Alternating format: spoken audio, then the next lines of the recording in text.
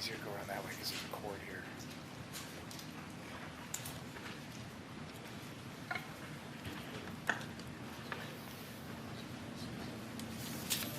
Stand, please. Raise your right hand. Do you solemnly swear the testimony you're about to give in this matter be the truth, the whole truth, and nothing but the truth, so help you God? I do. You may be seated. Turn that towards you. Could you state your name for the record, spelling your first and last name? Dominick Black, Dominick Black. And do you live here in Kenosha currently? Yes, I do. What part of town do you live in? I would say the middle of the town, 5 minutes away from here. Who do you live with? My stepfather. How long have you lived in Kenosha? Practically my whole life. Did you go to school here? Yes, I did. How old are you? I just turned 20. Did there come a time in which you got to know an individual by the name of Kyle Rittenhouse? Yes. Do you see him here in the courtroom? Yes. Can you point him out by where he's seated and what he's wearing? Right there, in the suit. Indicating the accused. How did you come to know him? Through his sister, Mackenzie. Can you tell us more about that? I dated his sister.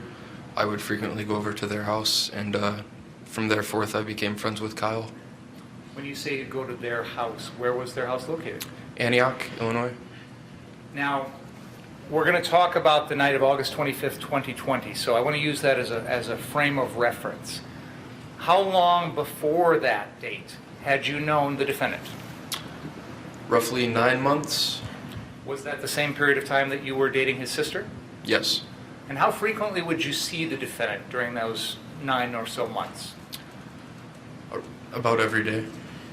You mentioned there were times when you would go down to his residence in Antioch, is that right? Yes. Were there times when he would come to your stepfather's residence here in Kenosha? Yes. How often would that occur? Weekly. What sort of things did the two of you like to do together? Everything as a kid. Hanging out, going to the lake, hunting, going up north, just everything you would do growing up. You mentioned hunting. Is that something that you and your family are interested in? Yes. Tell us more about that. We own property in Ladysmith. Every year growing up, I would go there with my stepdad and my brother and go hunt ever since I was a little kid. When you say hunt, what sort of things would you hunt? Deer, turkey, pheasant, rabbit. Can you describe your family's property in Ladysmith for us? Yeah, it's about, I want to say 13 acres of land with somewhat we would call a shooting range, which is like a big open gravel pit, and it's pretty secluded and private in the woods. Now, you mentioned that the defendant was interested in hunting. Did you ever bring him along hunting up in Ladysmith? I wouldn't say hunting. We did bring him once to go kind of just get a feel for hunting and shoot guns and just kind of get away for the weekend. Do you remember when that was? I would like to say a few months before everything happened. If I said it was in early May, around May 1st of 2020, would that sound right to you? Yes. Now, do you remember a time in which you and the defendant were up in Ladysmith and there was some discussion about purchasing a gun? Yes. Can you tell us about that? We were going up and we had stopped at a store that was local to buy like clay pigeons and ammo. Kyle had also wanted a gun similar to the one I had. He did not, or I did not have the money for it, so he said he would pay for it. I told him that wasn't a good idea. He wasn't 18, but we came to an agreement to where he could have it once he is 18. It would be kept at my house until then, so it kind of went on from there. What kind of gun was this? An AR-15. Did you have one of those already? Yes. Did the defendant see that gun that you had? Yes. How did it come to be that he saw that gun? Just from when I bought it, he had saw it at my house, or just me opening it from the box. And he indicated to you that he wanted a similar type gun? Yes. Did the defendant say anything to you about why he wanted such a gun? No. Now, you just mentioned the fact that the defendant was not 18. How old was he in May to August of 2020? 17. and you discussed that he couldn't have a gun because he was 18. Is that something that you and the defendant actually talked about? Yes. Can you tell us about those discussions? It was more along the lines of he would be 18 soon. I told him I didn't want to do it because I knew it wasn't, obviously he can't buy it legally. We did agree that it wouldn't be his until he was 18, and he was aware of that. And from then on, it did stay at my house. So when you were up in Ladysmith, I think you said you went to a local store to purchase the gun. Is that correct? Yes. In whose name was the gun purchased? Mine. So you were the legal registered owner of the gun? Yes. Where did the money come from to get that gun? And Kyle. After the gun was purchased in Ladysmith, did the defendant use it? Yes. Tell us about that. We just target practiced. We bought a pretty good amount of ammo and just shot clay pigeons, and just went into the woods on our property. Now, you mentioned earlier there was some sort of, I think you said a shooting range on the property. Is Yes. that right? Can you describe that for us, please? It's about 250 yards long. It's an old gravel pit that they used to use to obviously get gravel. It kind of just turned into the shooting range for us. Is a big open field. Did you and the defendant shoot your AR-15s on that shooting range? Yes. You mentioned it was about 250 yards long. Did you have targets that far away? Not entirely. It was, more at the time it was just like iron sights, so that wasn't a realistic range to shoot. We would set up clay pigeons hanging on trees at the end of the range and just kind of walk a certain amount of distance until we felt comfortable it was the right spot. What would you say the farthest distance away would be that you shot targets at with your guns? Say about 75 yards. Were you successful in hitting what you were shooting at? Not all the time. I'm going to ask the detectives here to show you a couple of exhibits that have been marked as exhibits 27 and 28. And I'm going to have them handle them for safety purposes, but I'm going to have them hold them up and show them to you, and I'm going to ask you if you can identify them for us, okay? Okay. And I want to represent to everyone that these items are not loaded. There are no bullets or anything like that.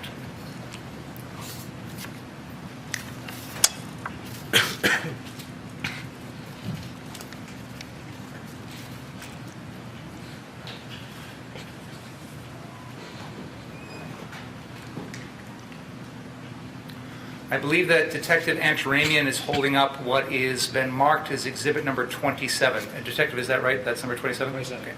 Do you recognize that item, Mr. Black? Yes. What is that? One of the AR-15s. Do you know which one that is? I believe it's Kyle's. I'm not too sure. Okay. Would it be fair to say that yours and the defendant's look very similar to one another? Yes. Do you remember if there are any particular markings on one or the other that would help you to identify them? The only difference was the sights. What was the difference in the sights? One of us had a bigger one. I don't remember which one it was. Okay. I'll have the detective now show you the next exhibit, which is exhibit number 28.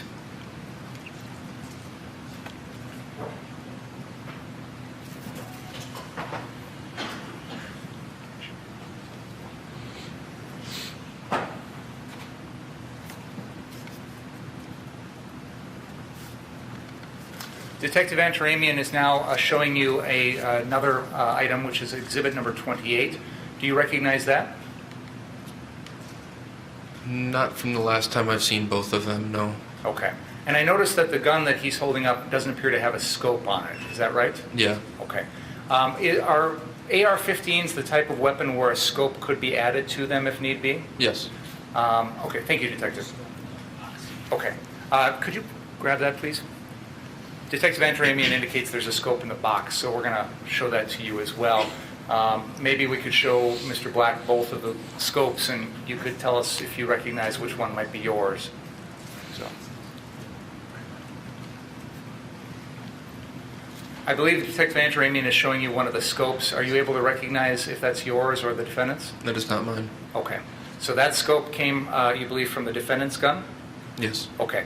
And if you recall, thank you, Detective, The other weapon that we had that had a scope on it, now that you've seen this other scope, does that help you remember which gun was which? Yes. Okay. The other gun that we showed you, which is Exhibit 27 with the scope attached on it, was that your gun? Yes. Okay. So these two exhibits, 27 and 28, are, 27 is the first one is your AR-15, and the second one is the defendant's. Is that correct? Yes. Your Honor, I'd move exhibits 27 and 28 into evidence. No objection, Your Honor. Received.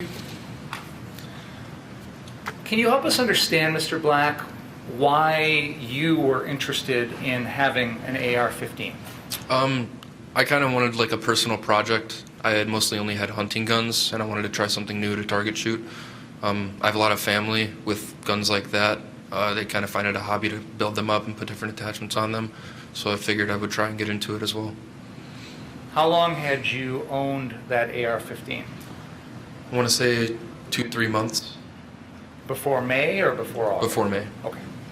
And in that time period, had you made any modifications or additions to the gun? Just the scope.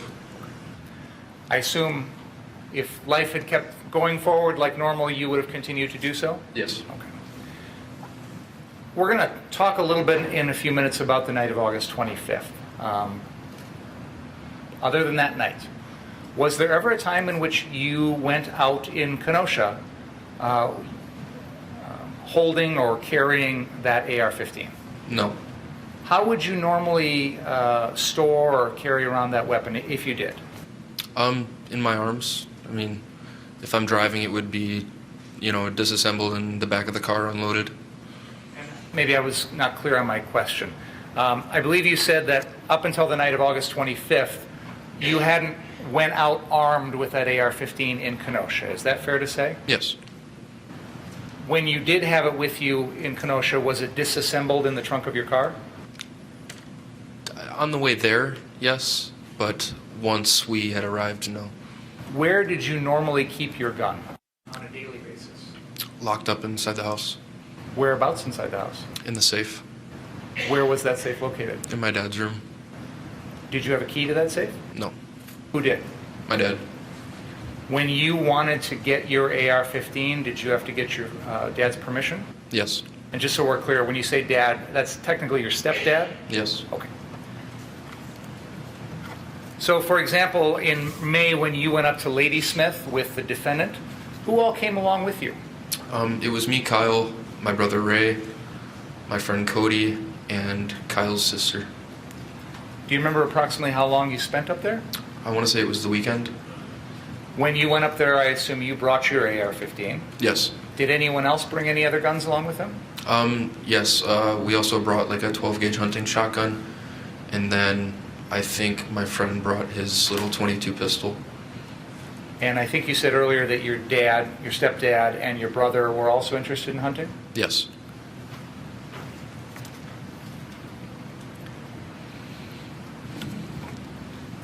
Do you recall approximately how many rounds you and the defendant would have fired off at that firing range up at the property in Ladysmith when you were there that weekend? A lot, I would say 100, 200. May I approach, Your Honor?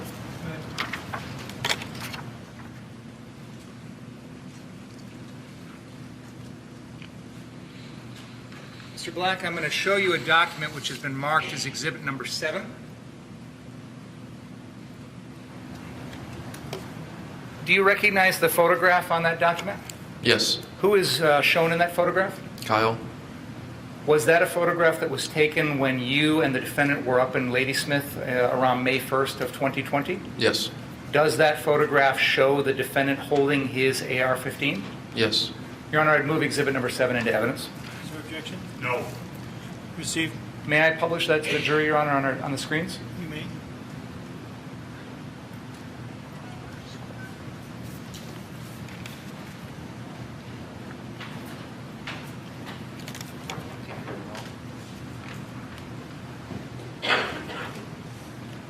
Sometimes these TVs are too smart for us. Could you turn that one on too, Natalie?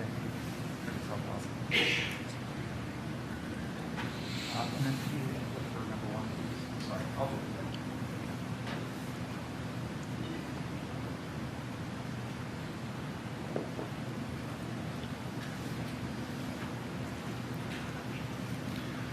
Mr. Black, do you recall what day that photograph was taken when you were up there? I want to say the same day we arrived. Does that photograph show in the background there the property that your family had up in Ladysmith? Yes. Okay. And do you remember who it was who actually took that photograph? Yes. Who was it? My friend Cody. Do you remember if that was before or after you and the defendant went to the firing range and This is before. practiced? Okay. All right. Thank you. Now, after you and the defendant returned to Kenosha from Ladysmith, and the defendant, that you purchased this gun for the defendant, what happened to the gun after that? It was locked up in the safe. Which safe is that? The one in the garage. It was the one that you required a code to open. That's the garage at your father's place? Yes. Here in Kenosha? Yes. Stepfather? I'm going to use that interchangeably, but technically that's your stepfather, correct? Yes. Okay, thank you, Judge. Did you have a code to open that safe? No. Who did? Only my stepdad. So the defendant didn't either. No. Why didn't the defendant take that AR-15 back to Antioch with him? Because we had an agreement that he wouldn't do that. What was the reason why? He was 17. Was the defendant accepting of that? Did he understand that? Yes. Do you recall having any discussions with his mom about that? Not me personally.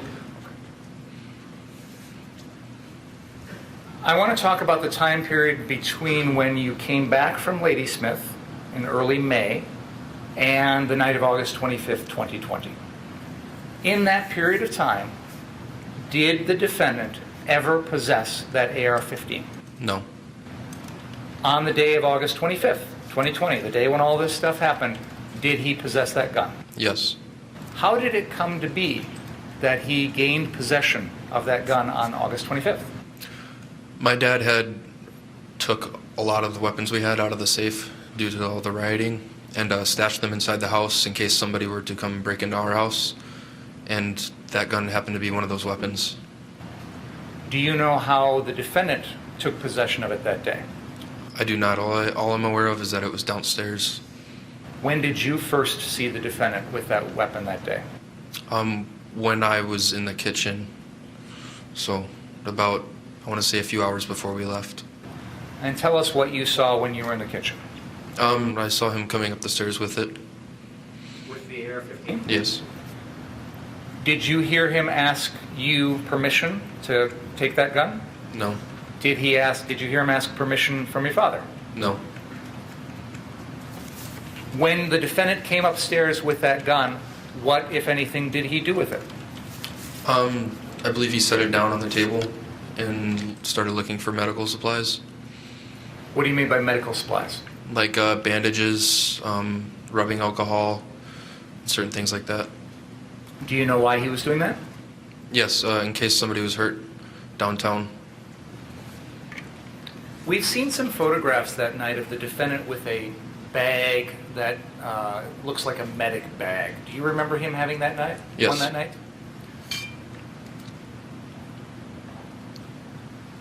Do you know what was in that bag?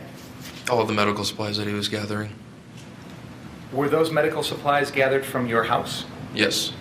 Do you know if the defendant got any medical supplies from Walgreens or any other store or anything like that, or was it just all from your house?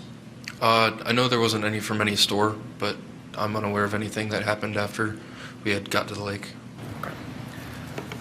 So I believe you described that the defendant took the gun into the kitchen, put it on the table. He was gathering some medical supplies. Is that fair to say? Yes. What happened after that?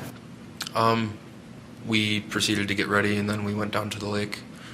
When you say we, who do you mean? Me and Kyle. Where did you go when you went down by the lake? At first we had parked by a friend's house, and then we walked to, I want to say, the back parking lot of Ruther.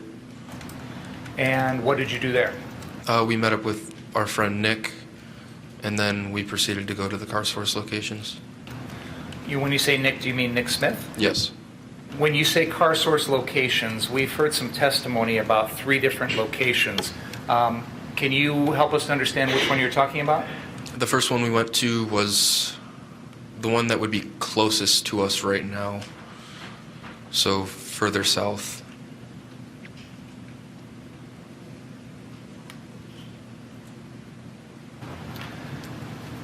I apologize, I was a little distracted there. Can you tell me again, which was the first one you went to? The one that was further south? 63rd and Sheridan, does that Yes. sound right?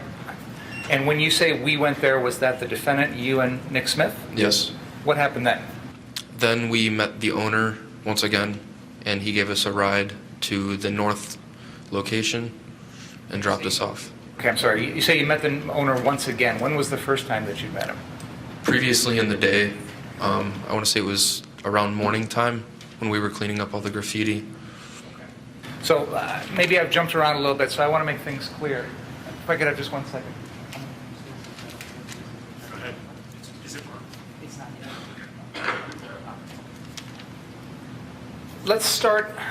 I apologize, it's my fault. I kind of jumped in the middle of the day. So I want to start at the beginning of that day. That was Tuesday, August 25th, 2020, the day that all these things happened.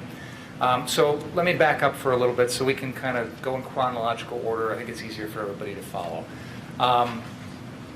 The night, Monday night into Tuesday, did you stay at your own home? Yes. Did the defendant stay there as well?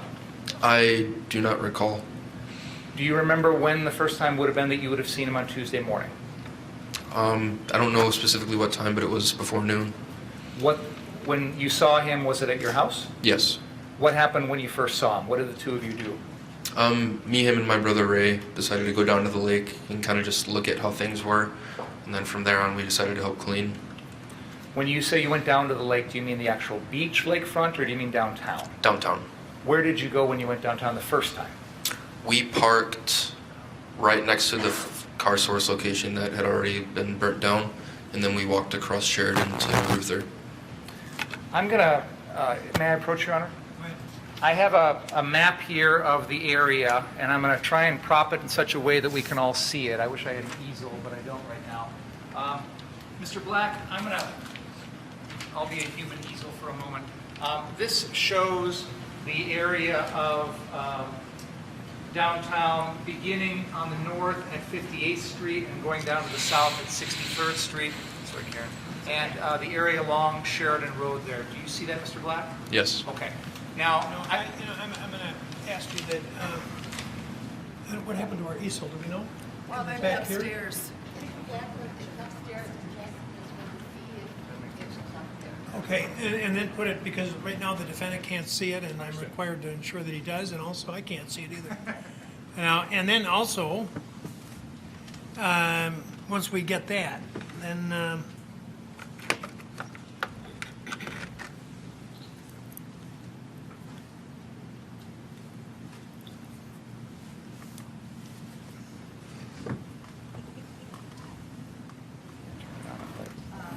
okay. Which way? Is that okay? Can we we're wait waiting that? for the easel. Yeah. You can continue with examination on something else, It's or you right. can wait. There we are. Put it back so that the defendant can see it. Or up there. Can we maybe Or up angle it there, up there? that's Would that be actually what okay? we use, Yeah. yeah, use that.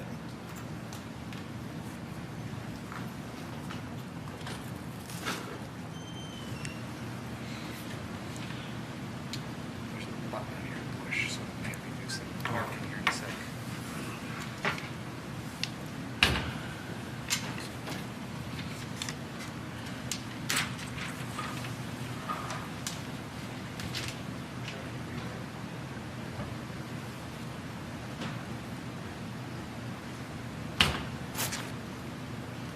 Okay, thank you, Judge.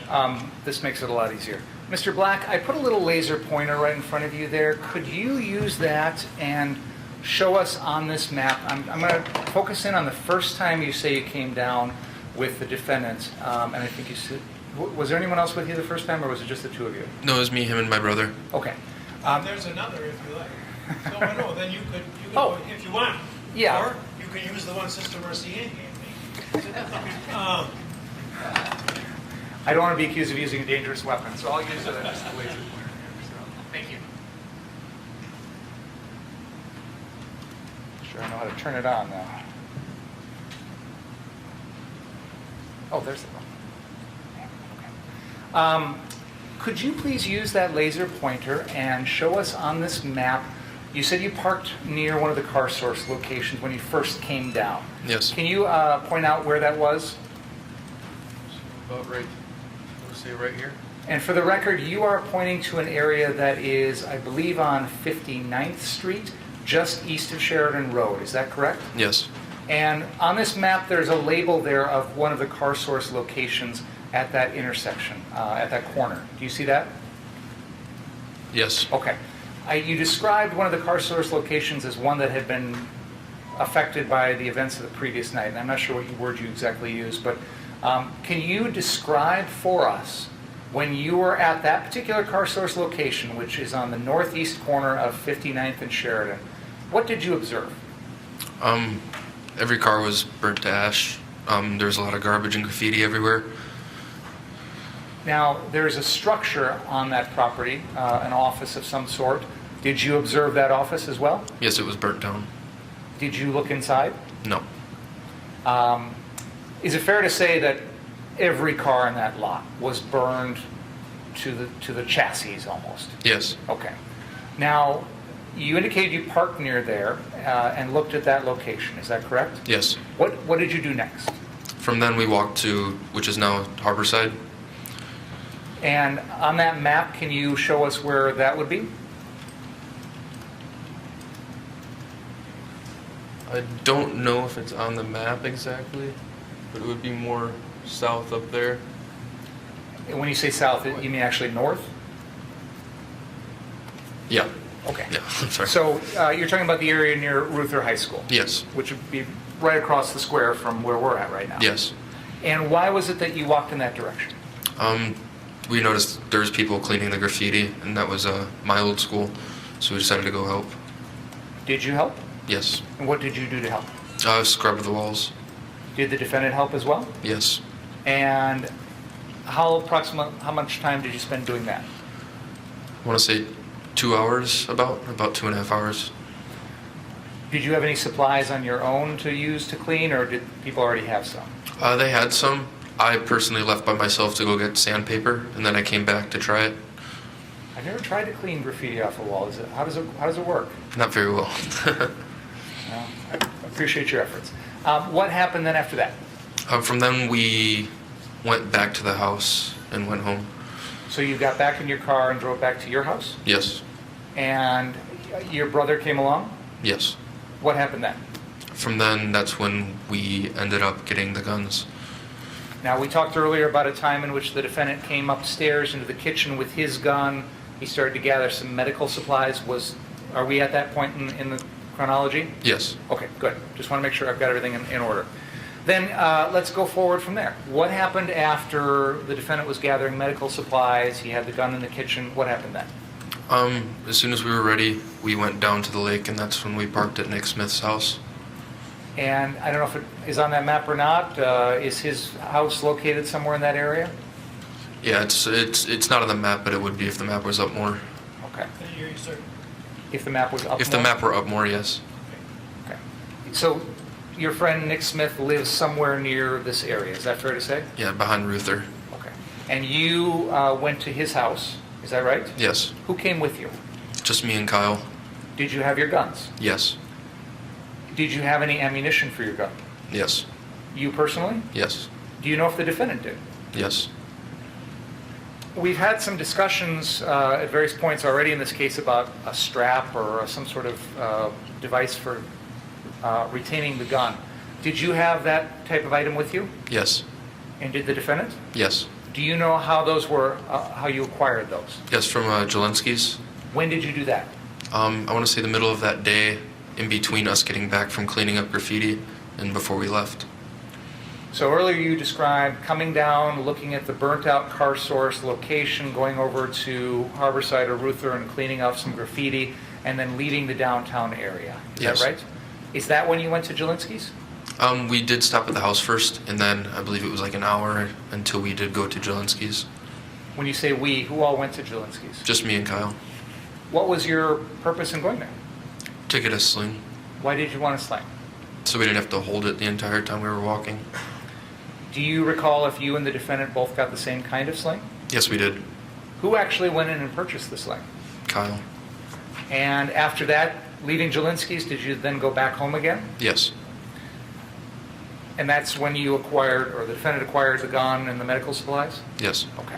And then after that, you said you came back down to the lakefront, is that right? Yes. Where did you go when you came back? We went to Nick Smith's, and then we met him at the Ruther parking lot. And from then on, we walked to the car's first location. Now, I want to stop you for a second because you made a mention earlier of the owner of CarSource. Do you know that person's name? I believe his name was Sam.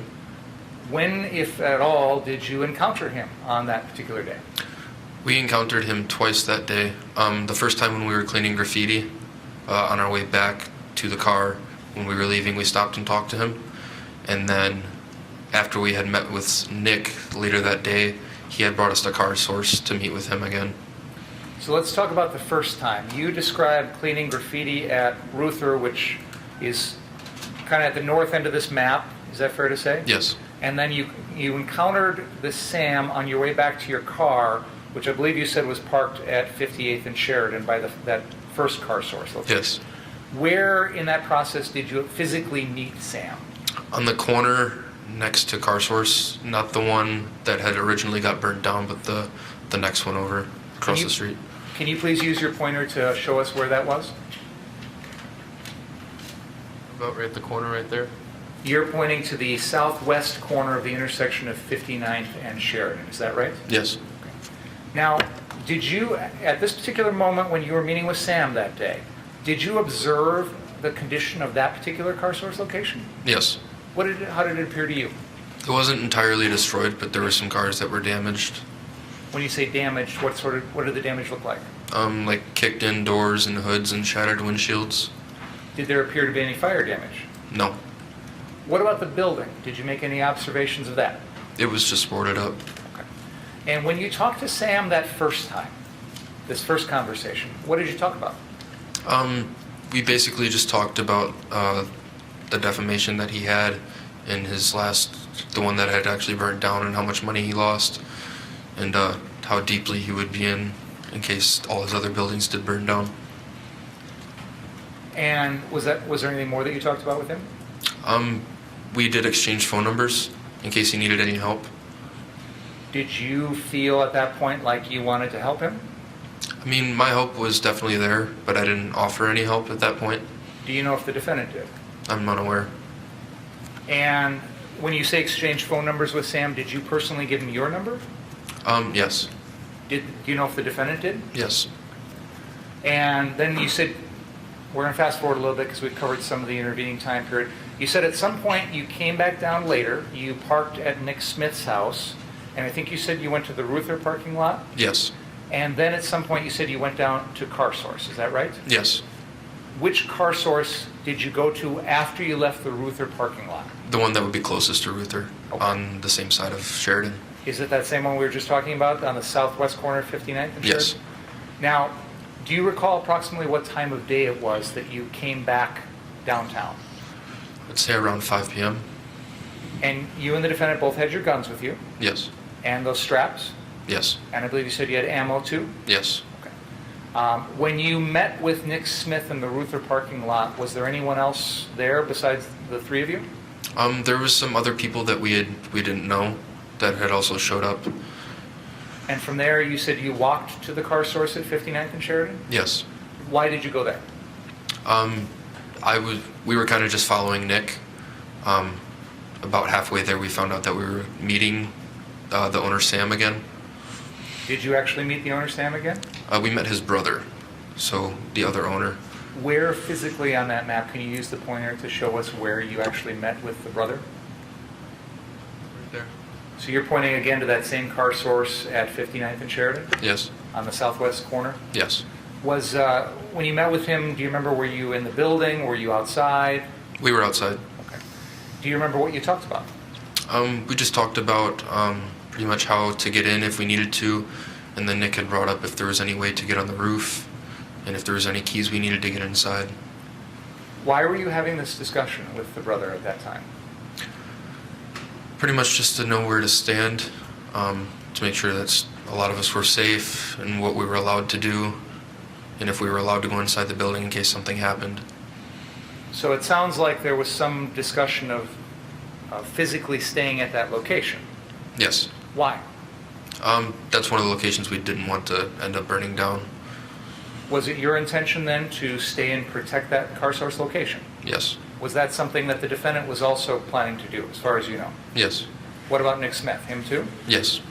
Now, when the three of you, the defendant, and Nick Smith meet with this brother at that car source at that time, was there anyone else involved in protecting that location at that time? Just the people we had previously met with at Ruther. They weren't exactly in the conversation with who was going where at the time. What happened after you met with the brother at that car source? Me, Kyle, and Nick had got a ride from the brother to the, I want to say, south location, and then he had dropped us off there. Could you please use your laser pointer to show us on the map where the south location is that you're talking about? And you're pointing to the car source location that is at the northwest corner of 63rd and Sheridan, is that right? Yes. And you said the brother gave you a ride in his car down there? Yes. When you got down there, did the brother stick around or did he leave? He stayed for about 30 minutes and then he left. Did you meet with anyone else down there? Yeah, that's when a lot of people that we didn't really know had came from out of town and other cities to come help. Do you, as you sit here today, do you remember the names of any of those people? Very few. What was going to be the plan for that night? The plan was to have a decent amount of us split up between the two locations and then kind of stay there to make sure nothing bad happened. Which location were you going to go to? The one closest to Ruther. The one up at 59th? Yes. What about the defendant? He was going with me. So the two of you were going to be assigned to protect the 59th Street car source. Yes. Was there another group that was going to be assigned to guard the 63rd Street car source? Yes. Do you know who any of those people were? No. Were those people there in person when you guys were making these plans? Yes. So as far as you could tell, everybody understood who was going to be at one location and who was going to be at the other? Yes. What did you do next? Then we walked to the car source location closest to Ruther. Once you got there, is that where you personally stayed for the rest of the night? Yes. And again, you had your gun, Yes. and the defendant had his as well. Yes. Tell us about what you did when you were at 59th Street car source. I had climbed the ladder and got on the roof of the building to kind of just watch out for people, and that's kind of where I stayed all night. Why did you decide to go up on the roof? I kind of didn't want to be in the mix of a lot of problems. I didn't want any, I didn't want to get hurt. I didn't want to cause any problems. I figured it would be a lot safer up on top. Why did you bring your gun? In case something bad did happen and I needed to protect myself. When you say something bad happened, what were you worried about happening? Anything. Being shot at, somebody coming up on the roof. I mean, there's a ladder in the back, so anybody could get up. Anything. So if someone climbed up on the roof, were you going to use that gun? Not really. I mean, it depends what they were doing.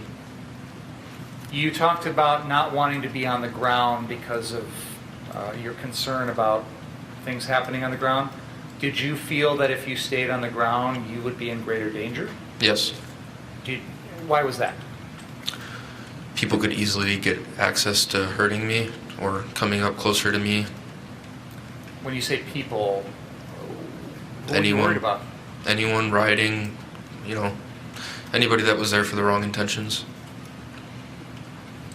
So what got it in your mind that night that you felt there would be people out on the street that would want to hurt you if you were down on the ground?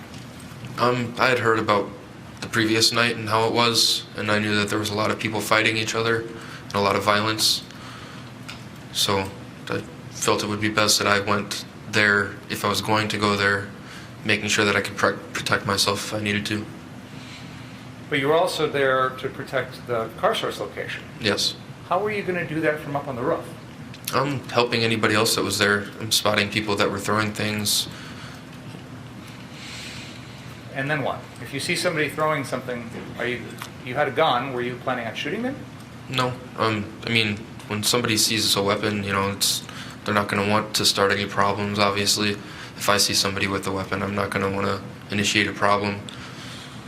Was it part of your thought process that night that by having the type of weapon you did, that it would deter others from attacking you? That's fair to say. Were there others in your group at 59th Street Car Source besides the defendant who were similarly armed? Yes. How many? Everybody except for one person. And when you say everybody, how many people are we talking about? 6 or 7. So it's fair to say that there were, other than you and the defendant, there were another 6 or 7 people that were all carrying AR-15 type weapons. Yes.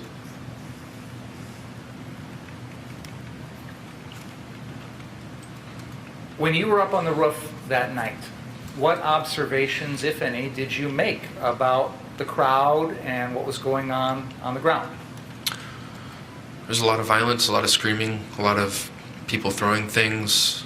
You could definitely tell that people weren't just there for the reason they were. It wasn't a safe place to be at all. Now, I'm going to ask you a little bit about the timing of that evening. And I'll represent to you that at some point in the evening there were crowds right out front of this courthouse, and then there were crowds that were pushed south on Sheridan. Do you remember anything like that? Yes. Can you tell us in your own words, when you first got to Car Source at 59th Street, was there a lot of people out in front of the building on the street?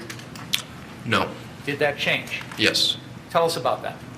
Later through on the night, the crowd got pushed back closer and closer to us. And we say pushed back. Who was pushing them back? The police. And how were they doing that? With the big trucks and a lot of rubber bullets and. The crowd that was being pushed back, what was their behavior like when they passed in front of your location? Very violent. Very upset. When you say violent, can you give us examples of the type of violence you saw? Saying a lot of threats, throwing a lot of things, a lot of things along the lines of that. And when you say they would say a lot of threats, who were those threats directed at? Us, the police, sometimes even people in the crowd. Do you have any idea why the people out on the street would make any threats to your group? I have no idea. Did you ever see anyone actually injured as a result of any of this violence that you've talked about? No. Did you see anyone shoot at anyone else? No. Did you ever consider using your gun to shoot at anyone? No. Was there a time in which you and the other members of your group observed people on the lot to the north of that location, which is marked on that map as St. James Church? Was there a time when you saw that? Yes. Okay. And could you just use your laser pointer and point at that St. James Church for us, please? Okay, and that's on the north side of 59th, on the northwest corner of 59th and Sheridan. Is that right? Yes. Yes, 59th. Now, in this map, which is a printout from a satellite, there's a structure there next to St. James Church. Was that structure standing on the night of August 25th, 2020? No. What was the condition of that lot? A bunch of rubble and concrete blocks.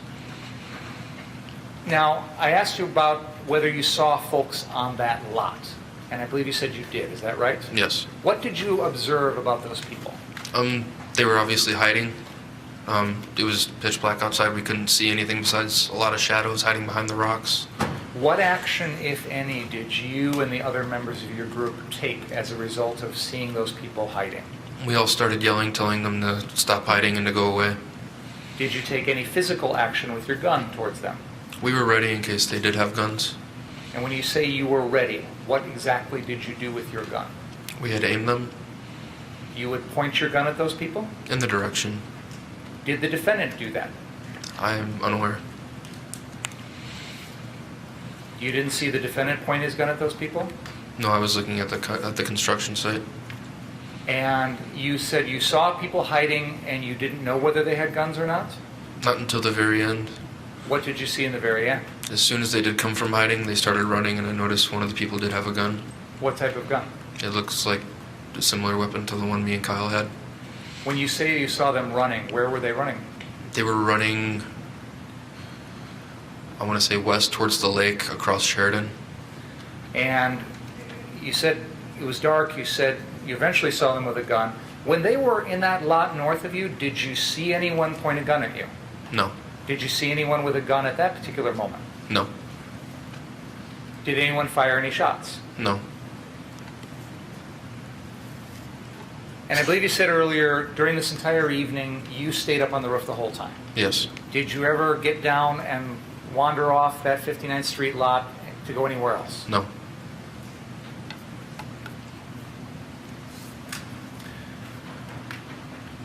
We have heard in this case, after the fact, that there were some individuals out on the street that night whose names are Anthony Huber, Joseph Rosenbaum, Gaige, Grosskreutz. I assume as you sit here today, you're familiar with those names. Yes.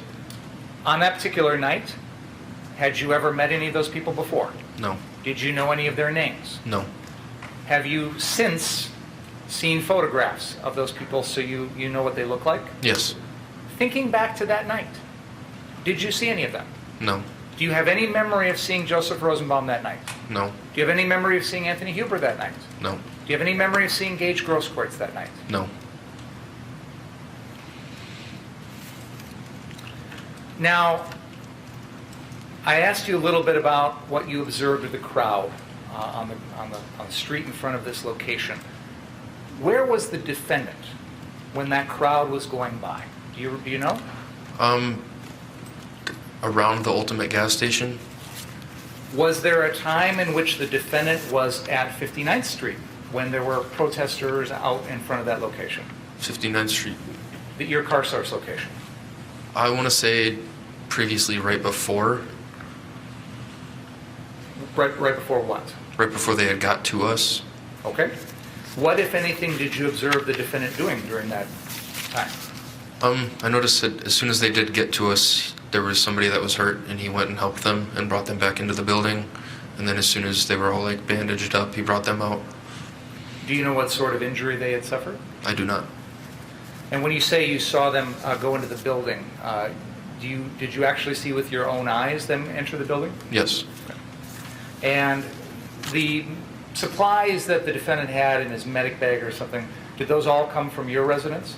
Yes. Now, there came a time in which the defendant was involved in some shootings that night, and we know that. What I want to ask is, what do you remember about that time period that we now know was the time of the shootings? I remember that one of us had received information that one of the car source dealerships was being vandalized, or people were trying to burn it down. Kyle was not able to make it back to us, our location, so either me or Nick called him and told him about what was happening, and then the last I saw of him was him running towards that direction, and then from then on I just heard gunshots. Now, you said you heard some information about the 63rd Street car source. Where did that information come from? I'm unaware of that. And you said somebody received that information. Do you recall if that was you personally who received that information? I don't exactly know if it was me or Nick. And you said somebody contacted the defendant. Was that over the phone? Yes. Do you recall who that was? I do not. You've given a statement about this night already to the police, is that right? Yes. And you and I have talked previously with your attorney, Mr. Cotton, who's in the second row with the purple tie, about this situation, right? Yes. At no point did you mention to the police that you were the one who called the defendant. Is that correct? Yes. And at no point have you mentioned in our meetings that you were the one who called the defendant. Is that correct? Yes. You said you saw the defendant heading down, and then you heard some gunshots. What is the next thing you remember about the defendant after that? I didn't believe the gunshots were actually his until I got a phone call, and I answered it, and he just said, I shot somebody, and then hung up right away. When did you see him next after that?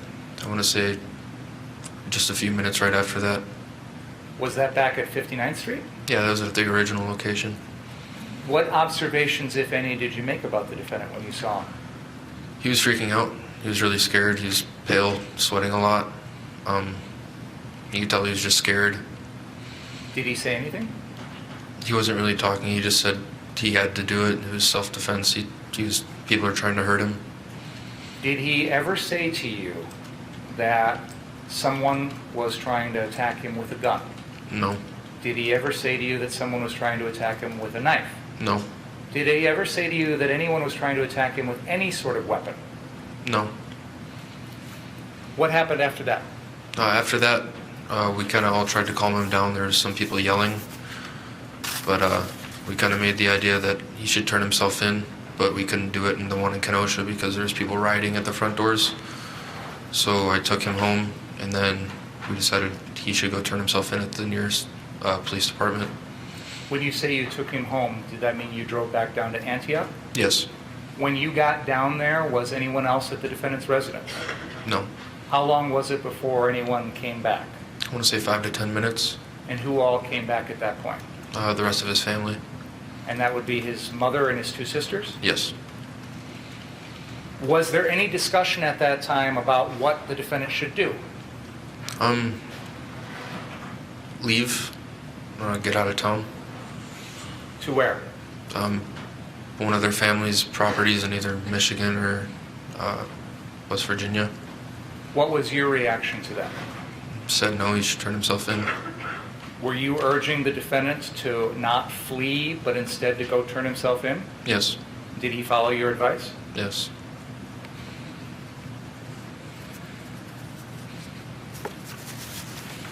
A couple more things, Mr. Black. Do you know what the defendant's occupation was around the time of August of 2020? A lifeguard at the Rexplex. We've seen some videos. I'll represent to you that at various points on that evening, the defendant tells people that he is an EMT. Do you know anything about that? I know he has some training in that type of field, but that's kind of the most of my knowledge. Do you know whether he had ever worked as a paramedic? No. Do you know whether he'd ever worked as an EMT? No. Now, you have talked about the fact that there was an understanding between you and the defendant that because he was 17 years old, he could not legally possess a firearm. Is that correct? Yes. The jury has been told, I'll represent to you, that there's a charge against the defendant in this case for possession of a weapon by someone under the age of 18.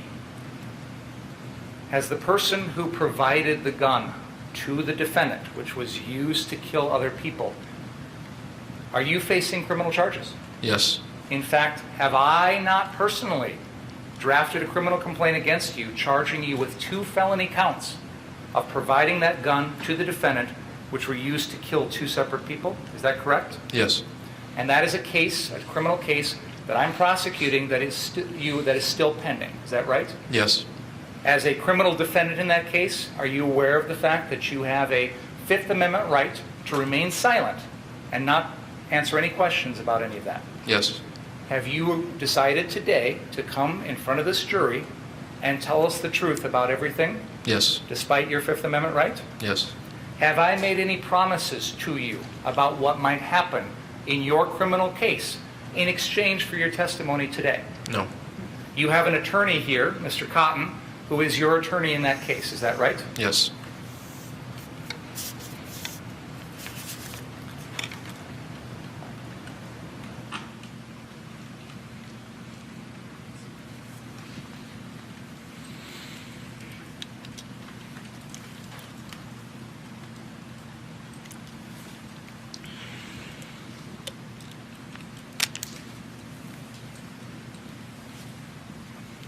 I wanted to confer, see if there was anything else I wanted to cover. Just a couple more things, Mr. Black, that I've neglected to mention. You mentioned that you observed that the defendant was pale and sweaty, I think you said freaking out when he came back from the shootings that night. Is that correct? Yes. Did you see any injuries on him? There was some red marks on his head, but besides that, no. Did he say anything to you about any injuries that he suffered? Just that his head hurt. Finally, at one point in the evening, there's some indication on some videos that there might have been some folks behind the 59th Street car source, maybe throwing some rocks or something like that. Do you remember anything about that? Yes. What do you remember about that? Out of nowhere, there was like people behind us in the neighborhood throwing rocks at us on top of the roof. What, if anything, did you do about that? I tried to dodge them. You had a gun, correct? Yes. Did you think about using that to defend yourself? No. Why not? So they were just rocks. I mean, they were throwing them from a distance, so I didn't really feel like I was in like great bodily harm or being hurt. Do you remember if the defendant said or did anything in reaction to those folks? No. I have nothing further. No, Thank he you. didn't, or no, I don't remember. No, he didn't. I have nothing further. Thank you. Cross-examine? Yes, please.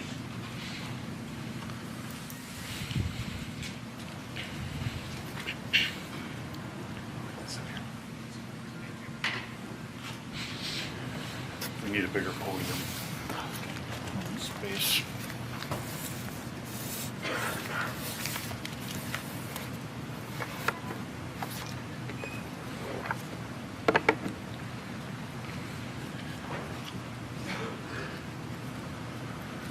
Dominick, excuse me, Mr. Black, I apologize.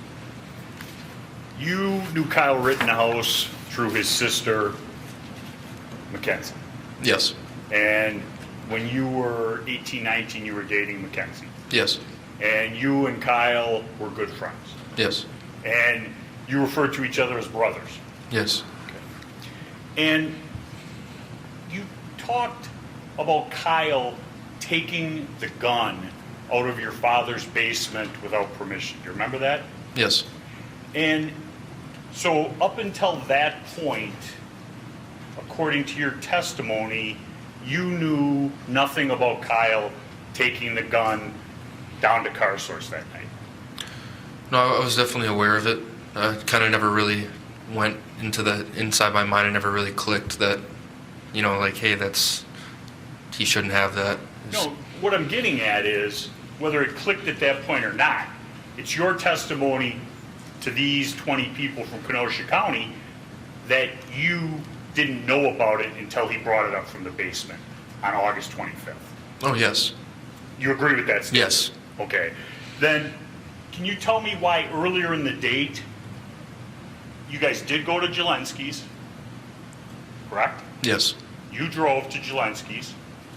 Well, this was after he had brought the gun up. That's not what your testimony was on direct examination. That's how it went. Okay, so he brings the gun up, you go to Jelensky's, and then go right downtown. That's what your testimony is on cross-examination. Yes. Okay? Whose idea was it to go to Jelensky's? I don't recall. But you said Kyle went into Jelensky's alone. Yes. And you don't know why he was going into Jelensky's? I knew why he was going in there. Okay, why? To get a sling. Okay, and then out of the goodness of his heart, he bought you one? The plan was for both of us to get one. Okay, so you knew he was going there to get slings, correct? Yes. You didn't tell him not to bring the gun, correct? No. Now, Kyle Rittenhouse's gun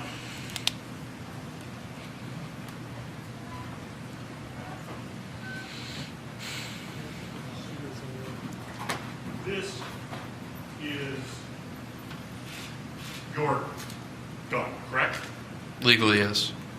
And this is an optic on the top of that gun, correct? Yes. This optic, does it shoot a laser beam out of it? Not out of it. I mean, it projects one inside of it, yes. Right, but if if I were to point this gun, and obviously I can't do it here in a courtroom, but if I were to point this gun at you from here, there would be no red or green dot on your chest. No.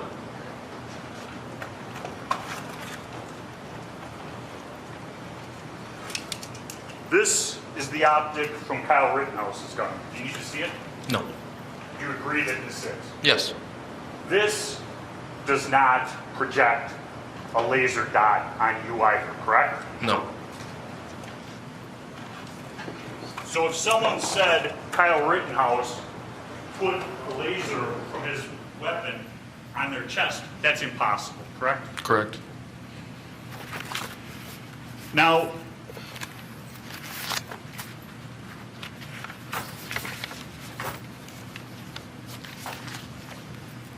Mr. Binger asked you about the charges that you currently have pending against you, correct? Yes.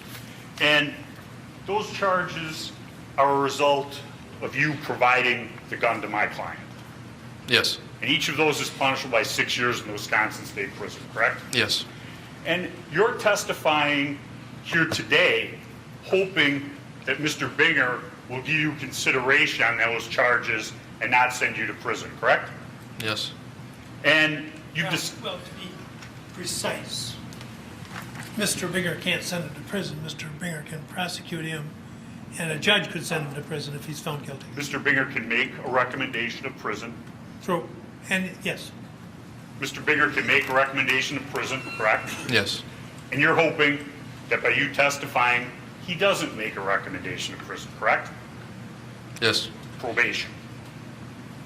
There's no really assuming what I get out of this. There's haven't been any promises made. I'm asking you what you're hoping, I'm hoping for whatever the best is I get. I don't know what it is. okay? Your attorney, Mr. Cotton, he's met with you and Mr. Binger and the detectives? Yes. When's the last time you guys met? I want to say a few days before this date. You didn't meet today? Oh, I mean, yeah, we did meet today. When's the last time before today? Last week sometime? Yeah. Okay. You're aware that I asked your attorney if you'd be willing to meet with me, correct? No. No?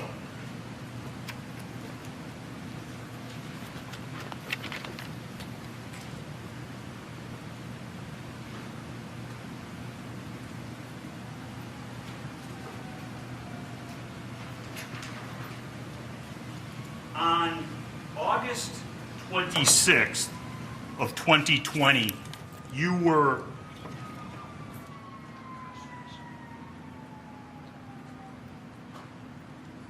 at the Antioch Police Department when Kyle turned himself in, correct? Yes. And you were interviewed in the early morning hours of August 26th by, I'm fine, Detective Antaranian.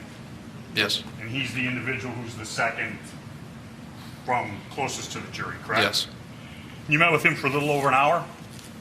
Yeah, it was well over an hour. And that was when everything was fresh in your memory, correct? Somewhat. I was very tired. But it's Yeah, it was much re- nearer in time than it is today, correct? Yes. And you told him on that date, it was audio and videotaped, what you remember, correct? Yes.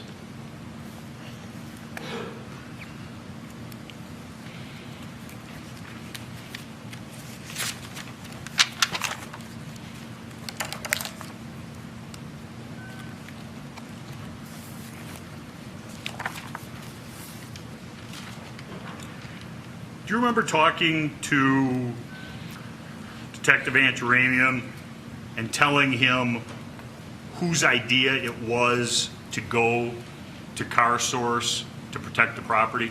Yes. Was it, I'm going to give you three choices, yours, Kyle's, or Nick Smith's? Nick Smith's.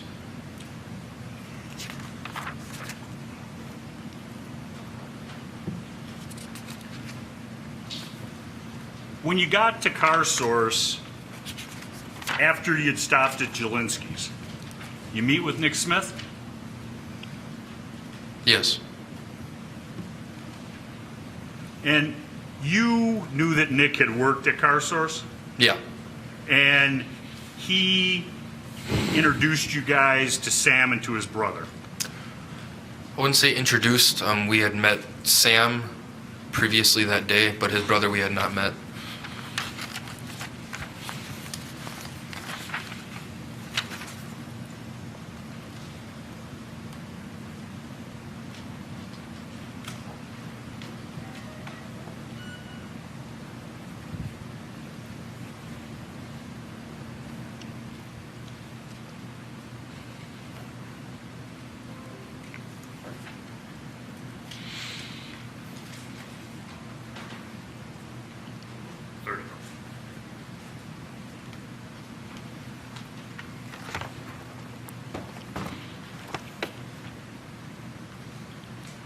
Sir, I'm showing you what's been marked as Exhibit Defendants 30. Can you tell me what that is?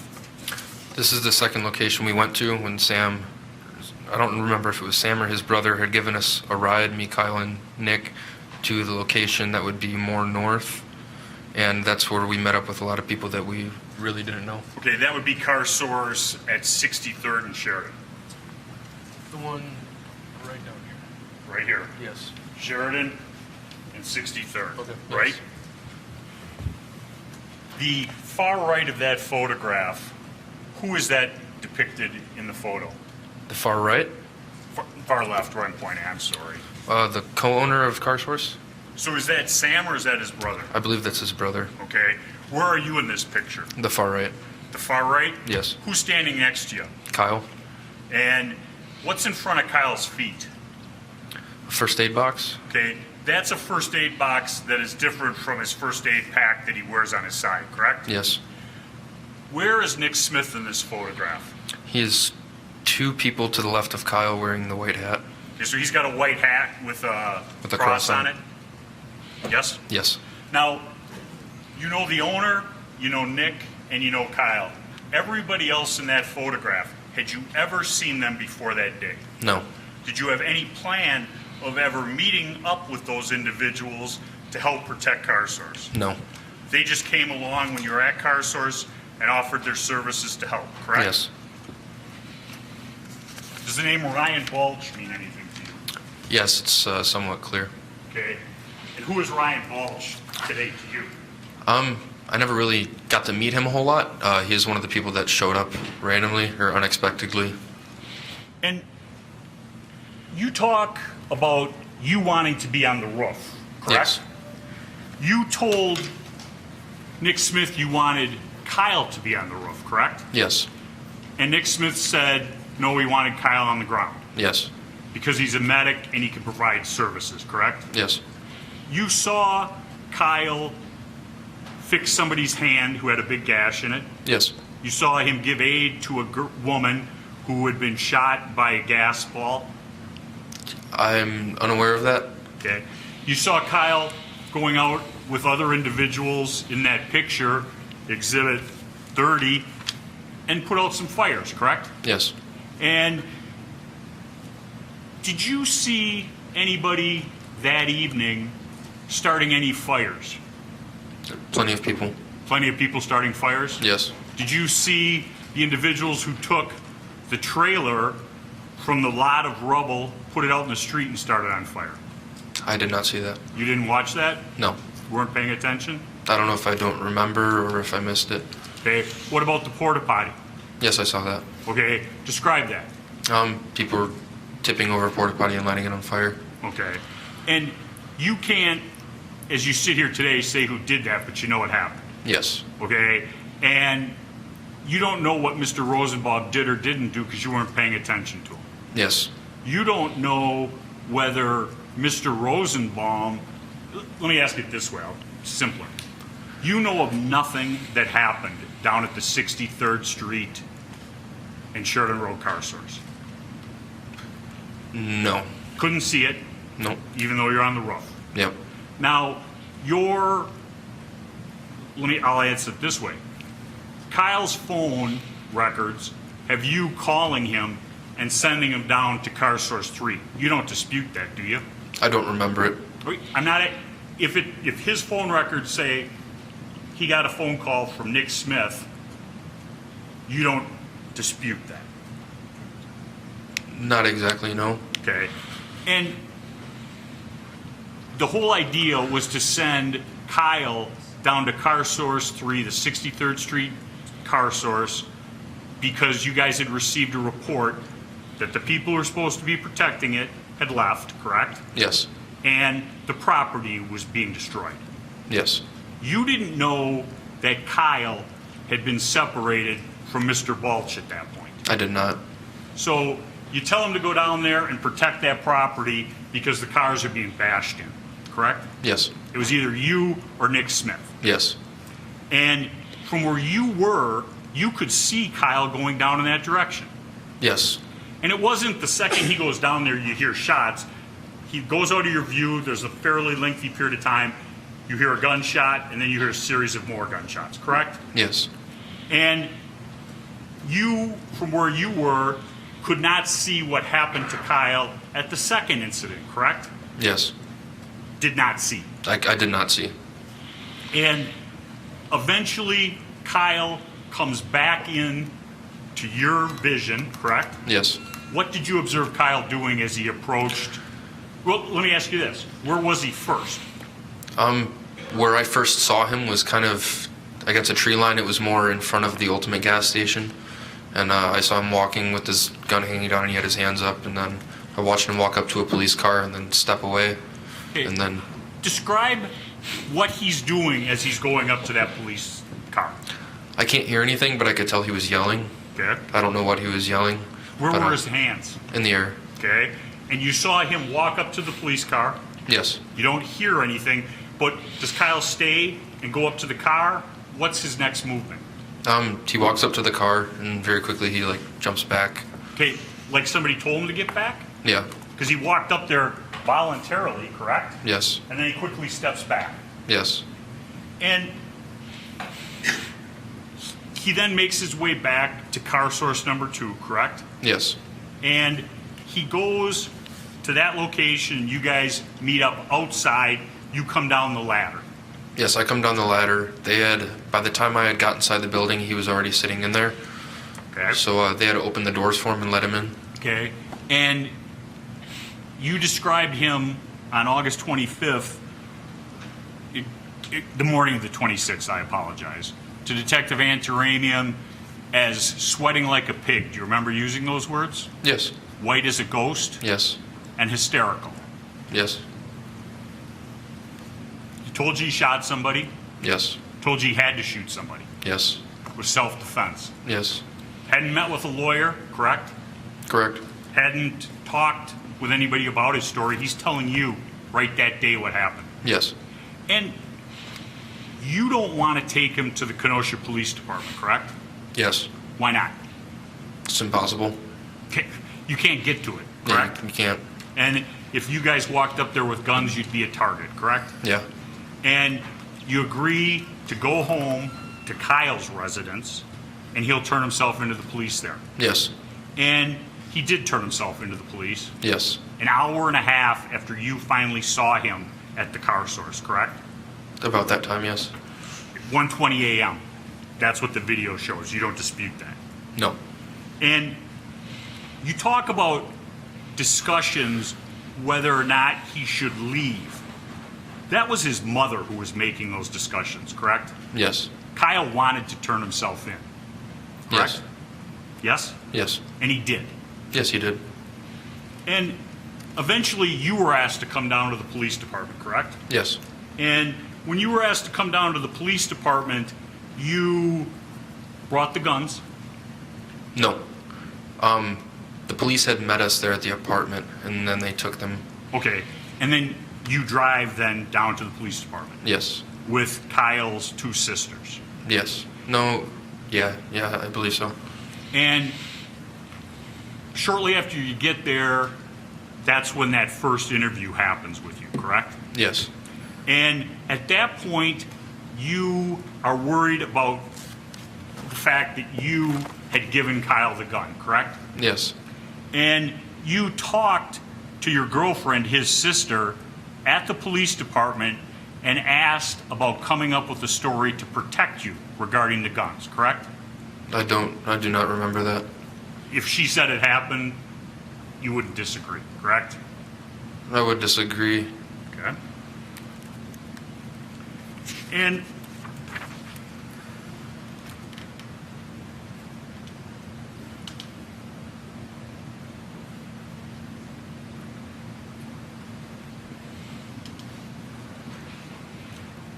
Detective Antaramian asking you a question on the morning of the 26th.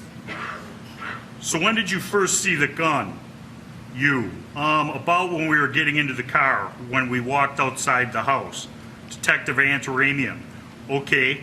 Did you talk to him about it at all? No. I had a lot of stuff on my mind. Do you remember that exchange? Yes. Okay. Nothing bad had happened at that point, correct? Correct.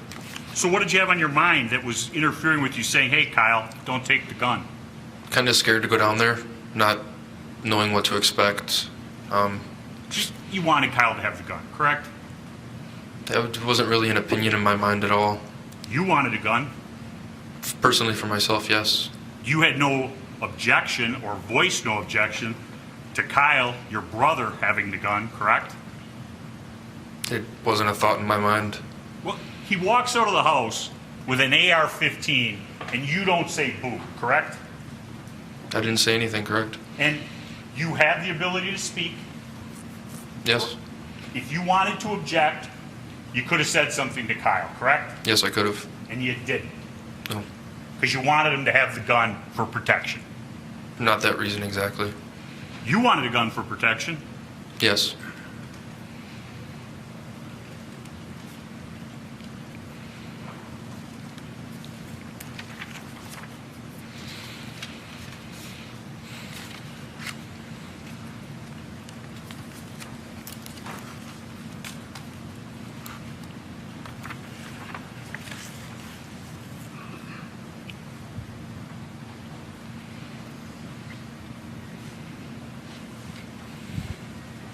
This is a statement that you made to Detective Antaramian on the morning of the 26th. But that's what I knew of it.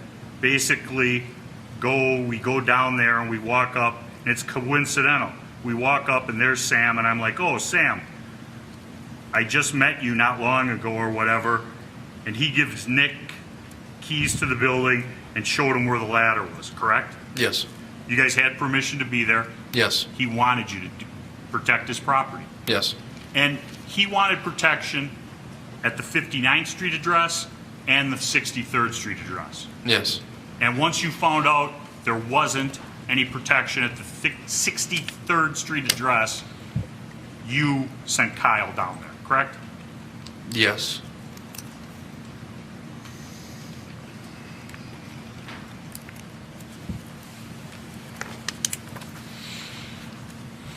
And initially, Nick was acting like he was in control of everything, correct? Yes. And he was leading the people from the West Bend area who you didn't know, like he was even the owner of Car Source, correct? Yes. He wasn't, correct? No.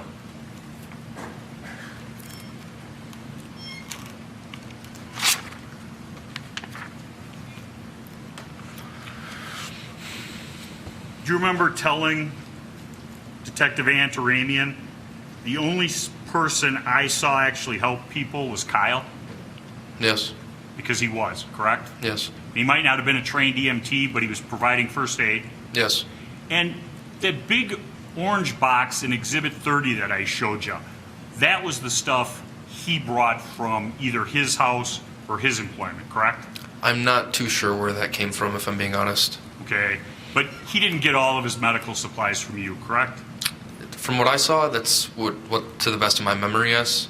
I'm not 100% certain on.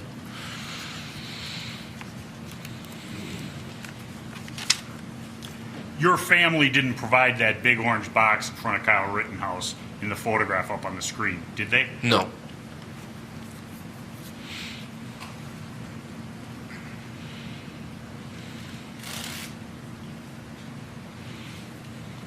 Do you remember telling Detective Antaramian on the 26th, they just threw the water bottle and then poof, Detective Antaramian, what hurt? Did the bottle hit you? You, no. It was actually, I was on the roof, but the wind was blowing towards me, so it was a bunch of just like a tear gas bomb. Just a bunch of smoke in the air. It came towards me, and my eyes started to burn. Do you remember that? Yes. So they were throwing gas bombs at you on the roof. Yes. There were gas bombs on the ground. Yes. Now, do you remember talking to Detective Antaramian about somebody on the roof who was upsetting you because he was taking a laser pointer, not on a gun, but a laser pointer and pointing it at people? Yes, I do remember. Okay, that wasn't Kyle, correct? Because he was never on the roof. Correct. Now, who was that? One of the people that came from out of town. He was about in mid-30s, I want to say mid-40s. He was on the... Is he depicted in Exhibit 30? If you have to walk closer, go ahead.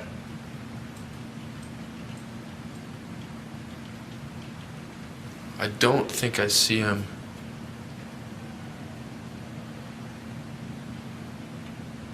No, I don't believe so. Okay. But it was a laser pointer, and the individual would point to demonstrators, rioters, correct? Yes. That upset them Yes. because it was pointing them out, Yes. and it also upset them because they could have thought it was a weapon. Yes. And you told him to stop, Yes. and he just kept laughing about it. Yes.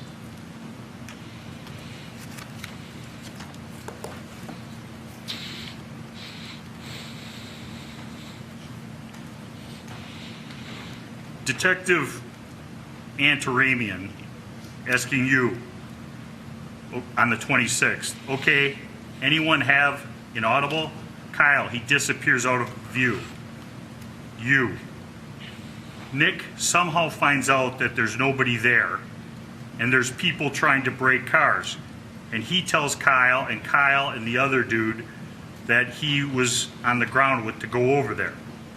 So did he tell him this in person or on the phone? Phone. Do you remember that? It was on the phone. But you're not sure who called. Yes, I'm not sure.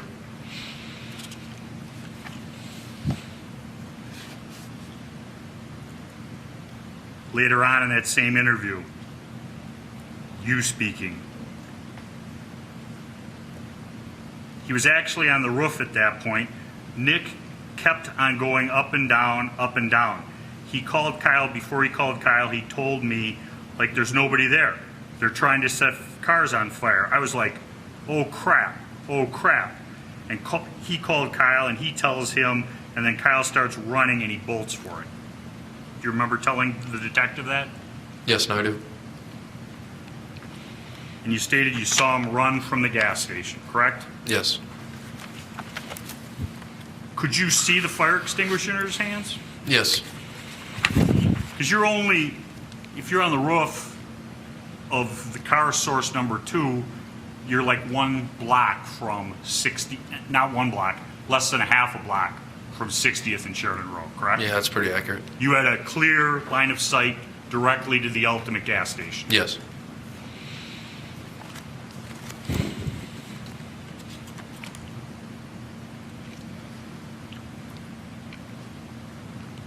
Detective Howard, to you on the 26th. What makes Ryan supposed to be with Kyle? Why do you say that? I wouldn't say supposed to, but they were with each other the entire night. Every time Kyle left, so did he. So they were always together. Yes. And when they're going out to provide medical attention to people, they're going out with the buddy system. Is that a fair statement? Yeah, that's fair. And when Kyle would go out and put out fires that were going on, he would go with somebody else, the buddy system, correct? Yes. There was a time where he left with the female, Joanne Fiedler, with the white helmet, and went and put out a fire by the church. Do you remember that? I believe so. And you stated, so I figured they wanted to team up and go out and help people, Yes. telling the detective.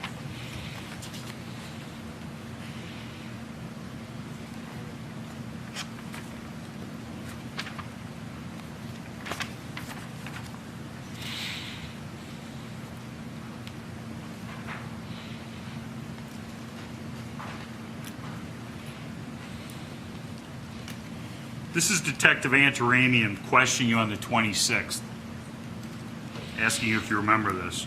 Okay, so then at some point you guys, I guess, and I'm not trying to make you look worse, but I want to make sure I'm factually accurate here.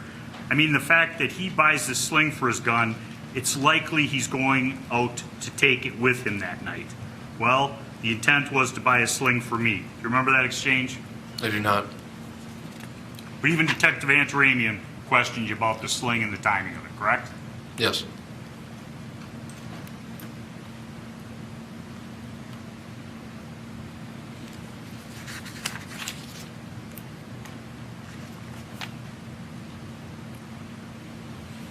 And how hard was it to attach those slings?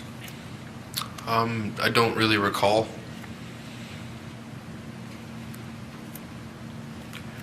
Do you remember the detectives wanting your telephone? My phone? Yeah. No, I don't believe so. Didn't they talk to you? And I'm reading from Detective Howard at that same interview. So we're just going to apply for a search warrant. But absolutely, as it's laid out in that form, you have the right to refuse. Dominick Black. Okay, so I'm not understanding as far as what I believe. I believe I'm going to be here for a while. Okay? And I have not talked to the authorities yet, so I don't know. Do you remember the discussion about that? Yes, I do. Okay, and they wanted to download your phone, correct? Yes. Yes? Yes. And eventually you said to him, fine, you can download my phone, I don't have anything to hide. Yes. Now,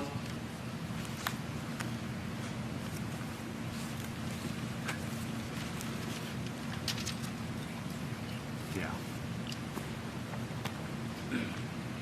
And that interview regarding the incident regarding your phone, and I'm sorry if I misled you, that was the November 6th incident, correct? Yes. Okay, and at that point, you were already under arrest. Yes.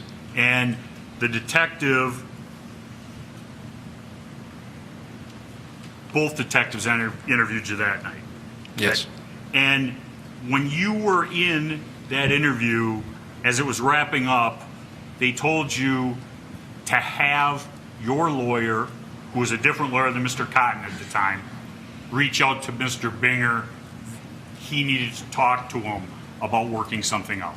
Yes. Okay? And from that day, they wanted you as a witness, correct? I wouldn't necessarily say from that day, no. Okay? Your trial on your charges was set back in September, correct? I don't exactly recall. Let me ask it this way, not trying to trip you up on dates. Your trial on these charges, which Mr. Binger is prosecuting you for, was before today, Yes. okay? About a month and a half ago? Yes. Okay. And you, your lawyer, and Mr. Binger walked into this courtroom and asked that the matter be set over until January of 2022, Yes. after you testified here today, correct? Yes.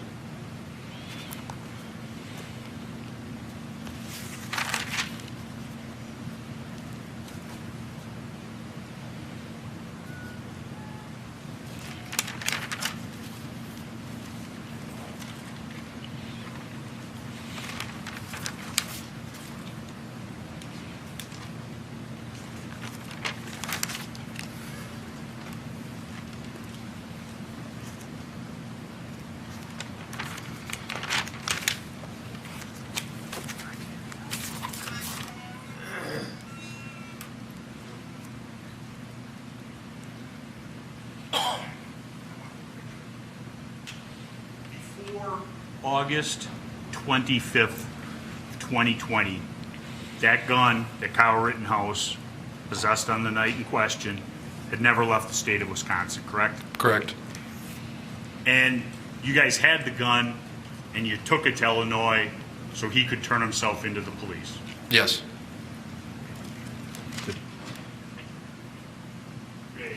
And you and Kyle did the taking off graffiti, correct? Yes. And that was in the late morning right around lunchtime of the 25th, correct? Correct. And in that photograph is you, your stepfather, and your girlfriend, Mackenzie, correct? Which photograph? The photograph of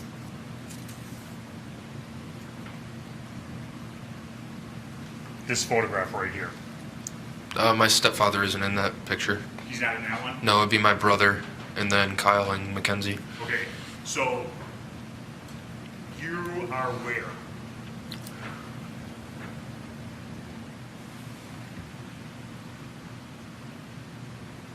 That might have been when I left to go get like the sandpaper. Okay. And Kyle's wearing the olive green shirt with his hat turned backwards? Yes. And who's that standing next to him? Mackenzie? Okay. And you guys had spent the night before at your dad's house, correct? I'm not aware of where he slept. I don't really remember. Could have slept at your house? He could have. Okay. And Mackenzie slept at your house that night? I'm not aware. I can't remember. Do you remember watching live streams of the riots? No, I do not. Did your dad talk to you about the riots and that's the reason he got the guns out? He did previously that night, yes. Do you remember him talking to you as you told the detectives that there was a plan to board up the windows if the rioters came? Yes. Okay, so all that was going on, you're aware of it. Yes. And when you guys are target shooting up north, there was nothing strange about that, correct? No. Kyle handled the gun appropriately, Yes. and he shot at those small little, you're saying clay pigeons? Yes. About 4 inches in diameter? Yep. You shot at the same things? Yes. Nothing out of the ordinary? No. I have nothing further, sir. Thank you. Redirect.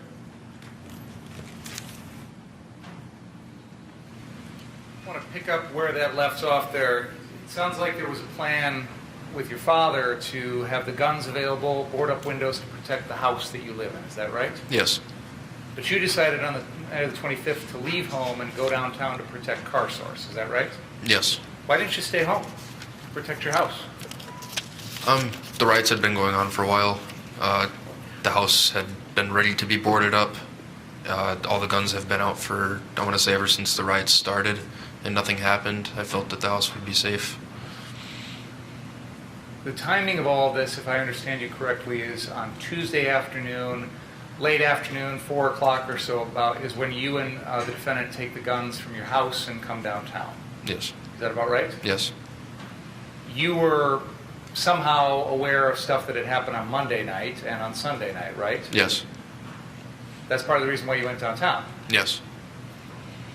But you decided at 4 o'clock on Tuesday afternoon there was no danger to your house that night? I mean, I kind of figured, it's not just me that would be staying at the house. I have a lot of brothers that live there. It wasn't entirely my responsibility to make sure that the house was safe. I felt that it was safe. Nobody was going to harm the house. Nothing in the area had happened. Okay. On this particular evening, when you're at the car source at 59th and you're up on the roof, where was Nick Smith during that evening? He was up and down. So he was on the ground, he was on the roof, he was inside the building. Did he ever have a gun that night? I believe so. To the best of my memory, I think he did. Do you remember if he had it the whole evening or just a short period of time? I don't remember. Is it fair to say that Nick Smith stayed at that location physically the whole night? Yes. And you did too? Yes. You've been asked by me, you've been asked by Attorney Richards, several variations of the same question, and I don't know that I think we've done some... Don't comment on the witness's answer. Who told the defendant to go to 63rd Street Car Source? I'm not 100% certain.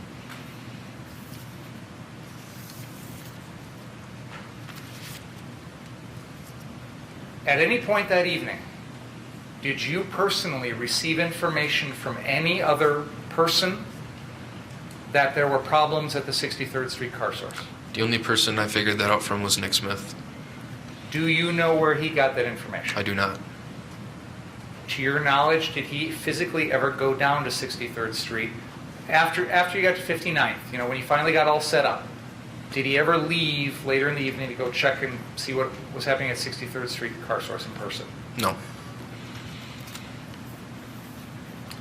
You said at some point in the evening, someone up on the roof was using a laser pointer to aim at the crowd. Is that right? Yes. I separated. Okay, thank you. So we're talking about something like this, shining it on a person. Is that right? Yes, but a lot bigger. Okay. Was it your understanding that the people who had this pointed at him felt like that was a gun Yes. pointed at him? You're telling us that it wasn't actually a gun, but the people on the ground thought it was. Yes. And you were upset by that. Yes. Why? Because he shouldn't be doing that. There's no reason for it. And it's drawing attention towards us. Did you feel that it wasn't appropriate for anyone on the roof or on the ground to be pointing a gun at anyone? No, I didn't really feel like that was necessary at all. Maybe I misstated my question. Let me just make sure I'm clear on that. Would you agree with me that it was not appropriate for the members in your group to be pointing their guns at people? Yes. Okay. You mentioned earlier, when I was asking you questions, that someone was throwing rocks. You said in response to Mr. Richards' questions that someone was throwing some sort of water bottle or gas bomb up on the roof. Is that right? Yes. When these folks were doing these things to you and the other members of your group, did you point a gun at anyone? No. Did you fire at anyone? No. Why not? Because there's no need to. I mean, Did you feel that by these people throwing rocks at you or throwing a gas bomb at you, that you were in danger? Pain, yes, but not danger. I knew it wasn't going to kill me. So you felt like it wasn't enough to use deadly force? Correct.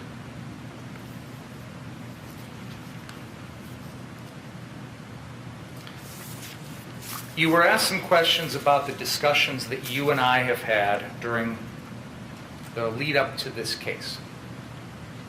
Have I ever put any words in your mouth? No. What was the number one rule that I told you that I wanted from you when you testified? Nothing but the truth. Final question I have for you. Those slings, you were asked about how hard those slings were to attach to your body, and I forget, what did you say about that? I don't truly remember. Once they were attached to your body, did they hold that gun sort of dangling in front of you? Yes. Could we show that photograph of them? I think it's number 30, the one you just used. Okay. Yeah, I'll hold it. That's okay. I'm going to show you, Mr. May I approach you on it? I've got this photograph that you've already seen. It's exhibit number 30, and it's showing you and the other individuals at the 63rd Street Car Source. Is that right? Yes. Are you wearing the sling in that photograph? Yes, it appears. And is that sling holding that gun in the front portion of your body? Yes. Does the defendant have his sling on with his gun being held similar to you? Yes. Was that sling strong enough to hold the weight of that gun? Yes. Was that sling strong enough so that if someone tried to pull that gun away, the gun would be held to your body? Yes. I have nothing further. Can you redirect, or recross rather? I would move exhibit 30 into evidence. Is there an objection? No. Received. You may step down, sir. Let's take a break. Let's aim for about 20 after. Please don't talk about the case during the break.